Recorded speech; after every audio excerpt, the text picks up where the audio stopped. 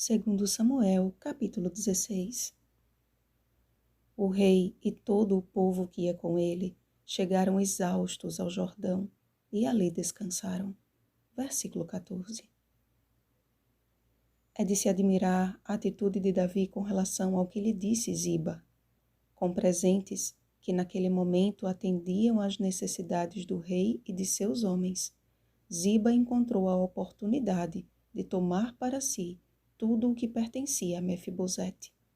E mesmo sem buscar a verdade, Davi consentiu com a ambição daquele homem, quebrando a aliança que havia estabelecido com Jonatas.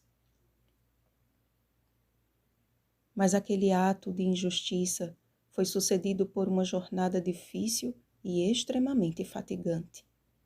Eis que um homem da família da casa de Saul, cujo nome era Simei, atirando pedras, ia caminhando e amaldiçoando a Davi. Novamente, o rei mostrou uma atitude nada previsível. Diante de uma viagem carregada de insultos e de pedradas que constantemente ameaçavam a sua integridade física, Davi prosseguia em seu caminho como se nada estivesse acontecendo. A sua perspectiva quanto à atuação divina incluía acreditar que até mesmo aquela maldição era um instrumento de Deus para puni-lo. Davi estava disposto não só a receber as bênçãos do Senhor, mas também a aceitar a sua disciplina. Mesmo que Deus não fosse o responsável por aquela terrível perseguição, Davi era consciente de que a misericórdia divina sempre vai além de qualquer maldição. Deus não era o autor daquela rebelião, nem tampouco da abominação cometida por Absalão com as concubinas de seu pai. Mas ele pode permitir que o pecado revele seus efeitos. A profecia dada pelo profeta Natã a Davi quanto à vergonha pública de seu leito foi simplesmente a revelação do que futuramente aconteceria.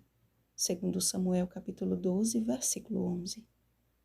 Davi, porém, aceitava toda a humilhação e insultos como sendo atos da justiça divina, os quais ele achava ser merecedor. E sua chegada ao Jordão, junto com o povo que o acompanhava, lhe concedeu finalmente um almejado descanso. As ruins suspeitas e a fofoca podem nos levar à quebra do 9º mandamento.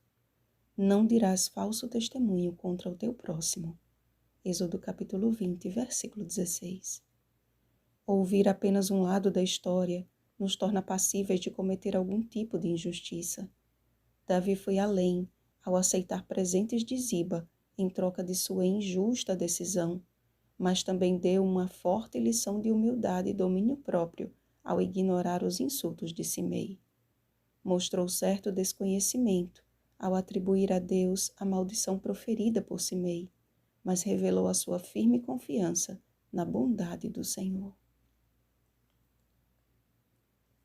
Muitos têm depositado a sua confiança em pessoas tão falíveis quanto eles mesmos, mas tão logo percebam uma falha, a decepção torna-se bem maior do que a admiração que antes devotavam.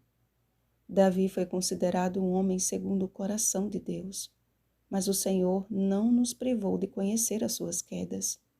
Certamente, saber que um homem que adulterou, assassinou e aceitou subornos encontrou perdão divino, nos diz que Deus está sempre disposto a perdoar todo aquele que a Ele se achega de todo o coração. Sigamos, pois, a Jesus, o nosso perfeito modelo, confiantes de que muito em breve as nossas muitas aflições darão lugar ao descanso eterno. Vigiemos e oremos. Uma feliz semana, perseverantes de Deus. Rosana Garcia Barros.